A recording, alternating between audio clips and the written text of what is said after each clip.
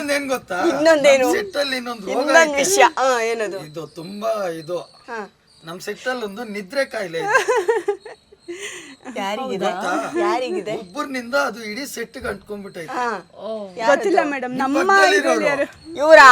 ನಾನಾ ನಿಮ್ಗೆ ಜನರೇಟರ್ ಗಾಡಿಯಲ್ಲಿ ಕರ್ಕೊಂಡೋಗಿ ಮಲಗಿಸಿದ್ರು ನಿದ್ದೆ ಮಾಡ್ತಾರೆ.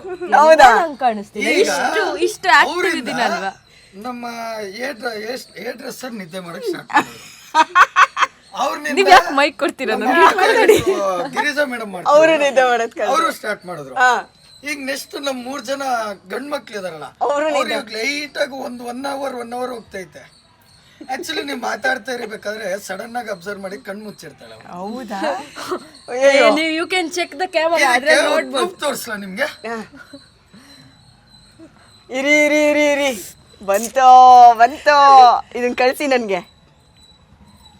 ಓ ನಂಬೇಕಾದ್ದೆ. ಇದು ನೋಡಿ ಪಾಪ, ಇದನ್ನ ಕಳಿಸಿ ನಂಗೆ ಆಯ್ತಾ?